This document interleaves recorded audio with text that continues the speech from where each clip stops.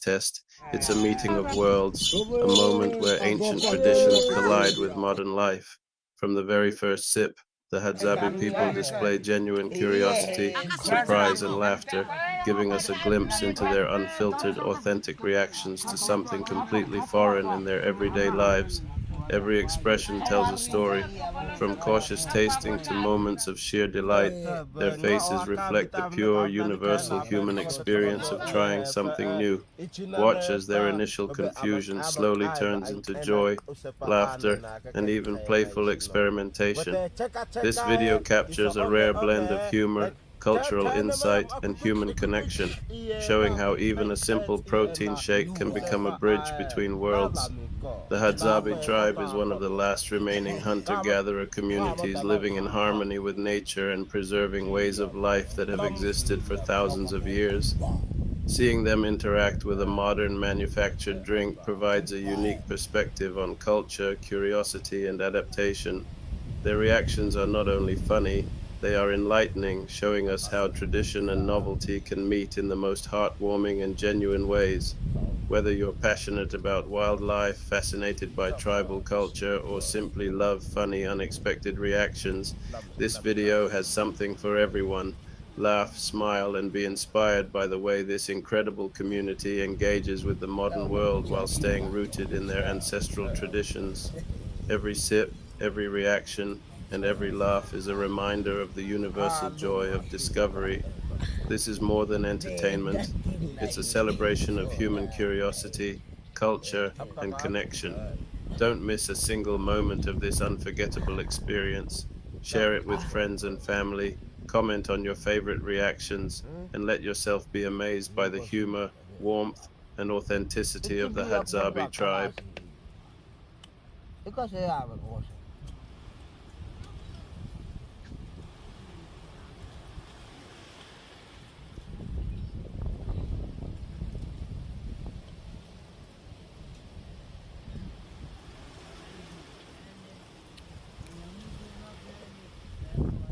Jago belum.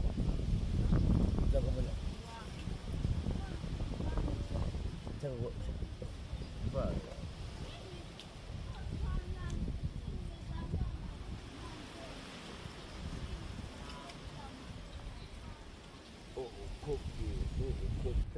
The Hadzabe, or Hadza, people of Tanzania speak a unique and ancient language that includes clicking consonants, making it one of the most distinct and rare forms of spoken communication in the world. These clicking sounds are not just stylistic, they are actual phonemes, meaning they function like regular letters or syllables in their language. The Hadza language includes a range of click sounds, such as dental clicks, like tisk-tisk, lateral clicks, similar to the sound you make to urge a horse forward, alveolar clicks, sharp tongue pops made at the roof of the mouth. These clicks often appear within names, everyday speech, storytelling, and even during hunting, where communication must be silent yet clear. It's an intricate system that non-speakers find very hard to imitate, let alone understand. Speech balloon example. A Hadzabe person's name might contain a click sound that isn't written in English. It's a sound, not a letter. For example, Zany or Oma, note, the symbols like or represent different types of clicks. Globe showing Europe-Africa linguistic significance. The Hadza language is considered a linguistic isolate, meaning it's not closely related to any other known language family. It is spoken by fewer than 1,500 people, making it endangered but incredibly important in the study of human language origins. The use of clicks places the Hadza language among a very small group in Africa, including Khoisan languages found mostly in southern Africa. Brain cultural insight. To the Hadza, these names and sounds are not just labels, they carry identity, ancestral meaning, and sometimes environmental or spiritual connections. Learning to pronounce them properly is a sign of deep respect for their culture. White heavy checkmark summary. Hadzabe names with clicking sounds are a powerful reminder of human diversity. They reflect thousands of years of oral tradition, survival, and a way of living that remains deeply connected to nature and identity. Clicking sounds in Hadzabe names, a rare language tradition. Deep in the savannas and woodlands around Lake Eyasi in northern Tanzania, the Hadzabe, or Hadza, tribe lives as one of the last true hunter-gatherer societies on Earth. Their way of life has remained largely unchanged for thousands of years, and at the heart of their culture is a unique and ancient language, marked by something extraordinary: clicking sounds. These clicks aren't casual noises or expressions.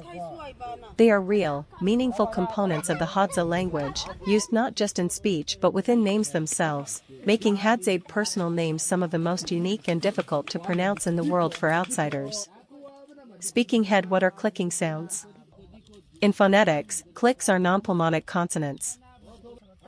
That means they're not made by pushing air out of the lungs like most sounds, but by creating a vacuum in the mouth and releasing it. You may recognize some of them from casual sounds you make in daily life.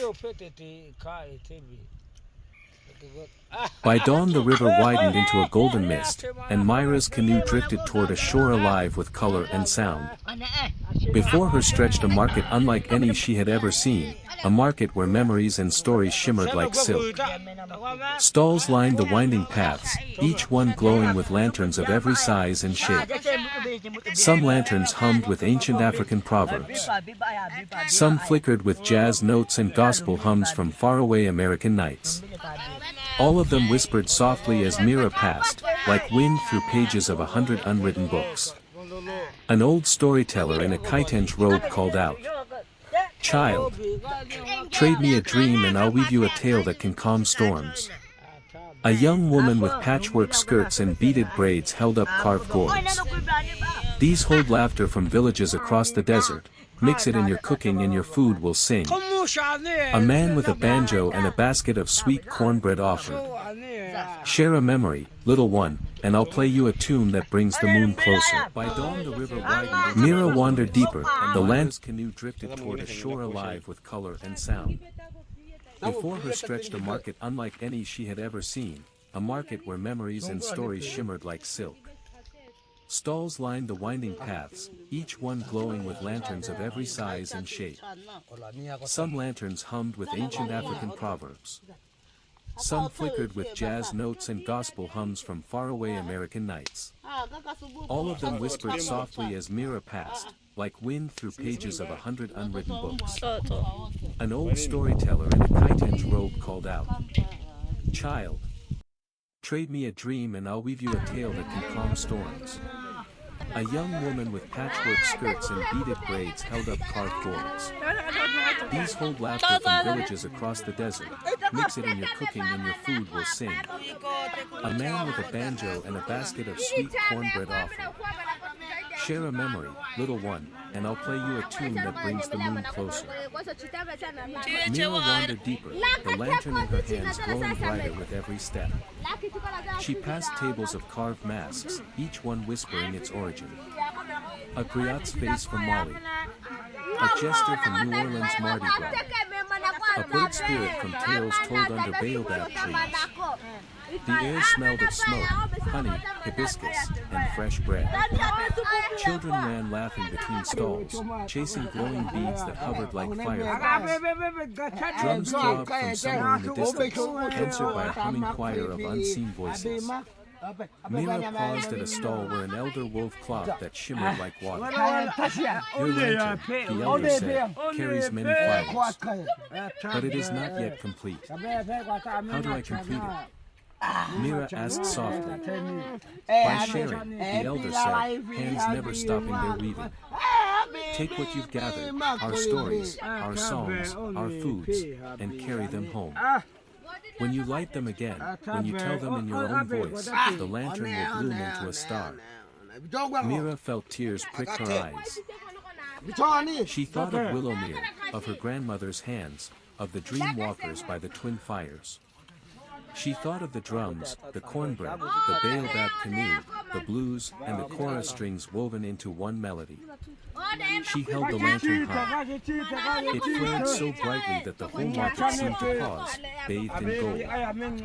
And then, softly, the lantern spoke, not in words, but in a warm wave of understanding. "Your journey is the bridge.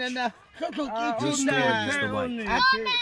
carry us. Mira took a deep breath and stepped back toward the canoe, her heart full of voices and visions, ready to bring them home and light new fires. The Lanterns of Willowmere, Chapter 3, Drums Across the Water.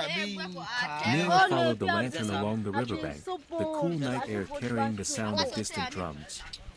At first she thought it was her heartbeat, quick and eager, but then she heard the rhythm deepen, a cadence older than language, a pulse that felt both African and American at once, like a heartbeat of two worlds joined by the night. The path twisted into a grove of tall willows and baobab-like giants that seemed impossibly alive here, their roots curling over each other like the braids in a mother's hair. Fireflies spun around Mira in constellations, and their light seemed to form patterns, a star map mixed with Adinkra symbols and old folk sigils her grandmother had stitched into quilts. On the far shore, shapes moved. A circle of figures sat around a low fire. Some wore bright Kent cloth that shimmered under the lantern glow, others wore denim jackets with patches from New Orleans jazz clubs and Harlem art houses. One elder played a gem, the deep sound rolling through the forest like thunder from a far-off savannah.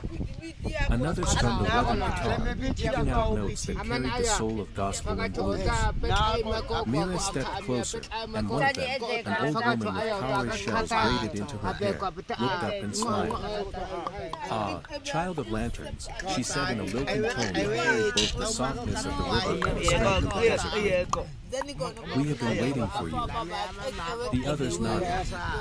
A man in a straw hat poured steaming chai from a carved gourd into a tin cup, handing it to Mira. The tea smelled of spiced hibiscus and cinnamon, a taste that was both home and somewhere new. "Who are you?" Mira whispered. "We are the Dream Walkers," said a young woman whose voice sang with the rhythm of Harlem nights. "Our ancestors crossed oceans, some by choice, some by chance." The forest awakens with sound, birds calling, leaves whispering in the wind. A small group of Hadzabe men and women walk gracefully through the lush green, their eyes scanning the trees for treasures. In their hands, baskets slowly fill with vibrant fruits glowing under the dappled sunlight. Imagine a taste untouched by time, ingredients plucked straight from nature's pantry, guided by knowledge passed down for thousands of years. The Hadzabe, one of the last true hunter-gatherer tribes on Earth, live in harmony with the land in ways most of us can only imagine. Every fruit they pick, every hive they climb, tells the story of survival and tradition woven into their daily lives.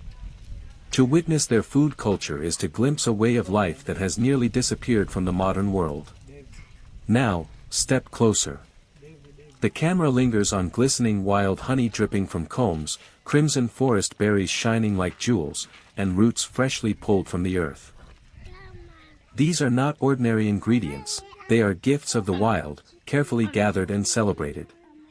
What follows is a culinary ritual rarely seen by outsiders, a Hadzabe recipe blending forest fruits with raw honey, simple yet profound, ancient yet alive.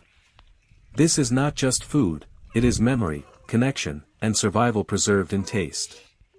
Prepare to witness an intimate moment with the Hadzabe tribe, a feast that carries the flavor of history itself, wide-shot, lush African forest. Sunlight cuts through the canopy. The Hadzabe walk barefoot, their movements calm but purposeful. Opening the unseen world. Imagine a taste untouched by time. Ingredients plucked straight from nature's pantry. Contextualization. Close-up, hands reaching for bright berries, children carrying woven baskets. The Hadzabe are one of the last true hunter-gatherer tribes on Earth. Their way of life, nearly unchanged for thousands of years, offers us a rare glimpse into humanity's ancient bond with nature. Building anticipation. Camera pans across a beehive in the crook of a tree. Honey drips like liquid gold. A Hadza climbs swiftly, retrieving the hive with ease. Here, food is more than survival, it is tradition. Every hunt, every harvest, every drop of honey connects them to ancestors who walked this same land. Ingredients teaser. Slow-motion shots, wild honey glistening, crimson berries tumbling into a basket, roots brushed clean against stone. Glistening wild honey, exotic berries, and fruits of the forest, simple, pure, Deep inside the untouched. wild, witness the Together, Hadzabe they Bushman's form the ancient honey hunt and experience the thrills of survival. Nestled in the untouched wilderness of Tanzania, the Hadzabe Bushmen stand as one of the last remaining hunter-gatherer tribes, continuing to live in a manner that has hardly changed for thousands of years. Their life in the wild is not just a way of survival, it's a testament to their profound connection with nature, their extraordinary skills, and their ability to live with what the land gives them. Today, we invite you to join us on an incredible journey into the wild heart of Africa to watch the Hadzabe Bushmen in action as they embark on their ancient honey hunt. This is not just a quest for food, it's an essential part of their culture, tradition, and survival. Follow the hunters as they navigate the African bush, working with the land and the creatures that inhabit it to secure this sweet, life-sustaining treasure. Let's step into their world and experience it firsthand. The rich history of honey for the Hadzabe tribe. Honey is more than just a food to the Hadzabe, it is a symbol of survival, an essential resource in a world where food sources are unpredictable and the challenges of hunting and gathering are constant. Their relationship with honey is as ancient as the land they inhabit, and the skills required to harvest it have been passed down through generations of wisdom. Here's why honey is so deeply treasured in the Hadzabe lifestyle. A natural energy source, honey is rich in sugars and provides instant energy, making it a crucial food source for the tribe. Whether they're heading out on long hunting trips or enduring the African heat, honey fuels them through the day. A source of healing, beyond its nutritional value, honey has been used by the Hadzabe for its healing properties, from treating wounds to soothing sore throats and boosting immunity. A cultural experience, the hunt for honey isn't just about survival, it's a communal activity that brings the tribe together. Sharing the honey after the hunt strengthens the bonds within the community and connects them to the land and each other. The hunt begins, tracking the honey guide bird. The Hadzabe Bushmen have a unique and extraordinary partnership with nature, one of the most remarkable being their bond with the honey guide bird. This bird is more than just a creature of the wild, it plays an integral role in the Hadzabe honey hunt. Here's how the process unfolds. Call and response. Early in the morning, the hunters begin their search for honey. The honey guide bird responds to their calls with a series of chirps and flights, guiding the hunters to the hidden beehives. Following the guide, once the bird leads them to the vicinity of a hive, the hunters move swiftly through the bush, with the bird flying ahead to reveal the exact location of the hive. Teamwork and patience. The Hadzabe display incredible patience and keen observation skills, watching carefully as the bird hovers above to signal the presence of honey. Deciduous tree scaling the heights, the daring climb to the hive. After the hive has been located, the real challenge begins, climbing the towering trees to reach the beehive. These hives are often 20 to 30 feet above the ground, and with no modern climbing tools, the Hadzabe use only their natural agility and skill to scale the heights. Here's what happens next. Climbing the trees, the hunters use vines, tree branches, and their bare hands to ascend the tree, showing remarkable balance and strength. This is no small feat, especially when considering the risk of bee stings and the height they must reach. Using smoke to protect themselves, to avoid the angry swarms of bees, the Hadzabe create smoke from burning grass and wood. The smoke calms the bees, allowing the hunters to harvest the honeycomb without too much interference from the hive's residents. Breaking open the hive, once they reach the hive, the real work begins. The hunters break open the hive, revealing the liquid gold inside, raw honey dripping from the honeycomb. The bees may still be protective, but the hunters work efficiently, knowing the sweet reward is close. Honeypot the sweet reward, a communal feast. Once the honey has been gathered, the Hadzabe tribe comes together to celebrate their victory. What happens next is a joyful, shared experience, where every member of the tribe participates in the enjoyment of this precious food. Fresh honeycomb, the tribe members chew on the fresh honeycomb, tasting the rich, thick sweetness. It's not just the honey they consume, it's the beeswax too, which provides additional nutrients and energy. Sharing with the community, as with many of the Hadzabe traditions, there's a deep sense of community in everything they do. After the honey is harvested, it is shared with the entire tribe, including the honey guide bird, which is given a piece of honeycomb as thanks for its guidance. Celebrating the hunt, this experience is a time for bonding, not just over the Morning, hunting, but in the setting act of out. surviving together. At dawn, the Hadzabe men and boys rise early. The air is still cool, and the golden light spreads over the savanna and rocky hills of northern Tanzania. Men prepare their bows and arrows, carefully tipped with poison made from desert rose plants. The arrows are stored in quivers crafted from kudu hide. Each hunter also carries a small pouch with honey-collecting tools and a knife. Women and children head in a different direction. They carry digging sticks, woven baskets, and sometimes babies strapped to their backs. Their goal is to find tubers, berries, and baobab fruit. This division of labor ensures that the group returns with a variety of foods. Tracking and hunting. The hunters move silently, eyes scanning the ground for tracks. They read the fresh prints of antelope or warthog, noticing bent grass or disturbed soil. Their knowledge of the land allows them to identify not only the animal but how recently it passed by. When they find game, hunters spread out. The bows are drawn, and if the shot is good, the poisoned arrow does its work. Sometimes the prey runs a long distance before falling. An extended sleeping story for dreamers, wanderers, and flame keepers. Before time wore numbers. Before the sky had names. Before hearts beat to the rhythm of clocks and calendars. There was only the wild. It was not quiet, but it was still. It was not tame, but it was whole. The world was wrapped in green and gold, in soil and silence, in stars and scent. It stretched endlessly in every direction, with no borders, no signs, no fences, just freedom. Animals ruled the plains, the forests, and the mountains. Their paws marked the trails. Their eyes shaped the night. The rivers ran clean and fast, the wind whispered through untouched trees, and the sun. The sun came and went like a great, breathing drumbeat across the sky. And in that world, new and blinking, came us. Humans. Not yet mighty. Not yet builders or bakers or dreamers of cities. Just curious. Just walking. Just listening. They moved barefoot across the earth, feeling every grain of sand, every blade of grass, every stone. Their hands were tools. Their ears were maps. Their eyes were stories in the making. And at the end of each day, when the sun dipped below the hills and the great curtain of night unfolded, they stopped. They gathered. And they waited. The darkness came quickly in those ancient days. A thick, velvet hush that wrapped around their small, tired bodies. The temperature dropped, the ground grew cold. Their voices fell quiet. They held each other close, not out of love alone, but out of need. They had no houses. No fire. No way to hold back the dark. The night belonged to the beasts. To the shadows. To the unknown.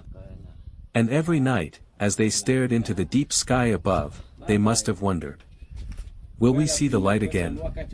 But then, something changed. Something small. Something eternal. It happened somewhere near the cradle of the world. What we now call Africa.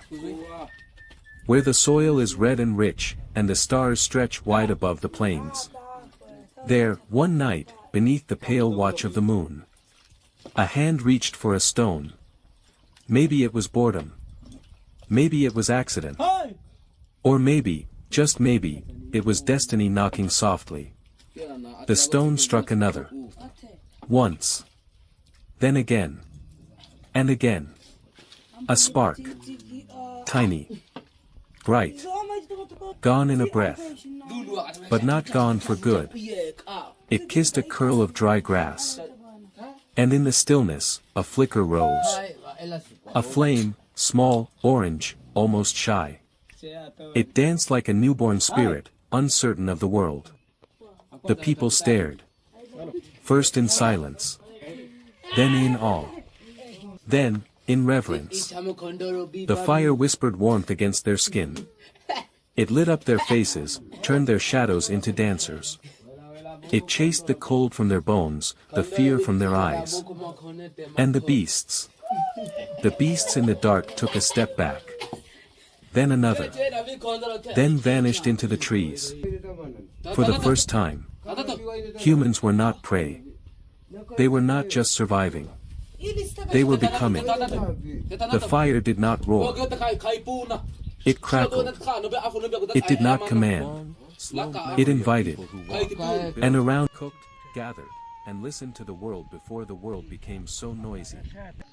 History, for a long time, was told from the top down. Kings, generals, conquerors. Maps redrawn. Empires made and unmade. Battles with dates. Treaties with clauses. Crowns and swords. But that's not the only way time passed. People are hungry now for something else. A history that lives lower to the ground. Closer to the soil. Not the story of who ruled, but how people lived. What they ate. Where they slept. How they raised children. How they waited out the rain. How they gathered roots when no fruit would grow. How they healed. How they carried grief, and how they passed joy along in stories around the fire. Let's begin where history is often quietest. With the indigenous peoples whose voices were left out of the official records. Not because they didn't have stories, but because they didn't write them down in books or carve them in stone for kings.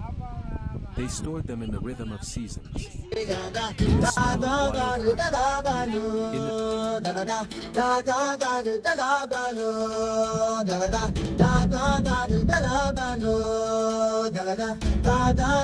the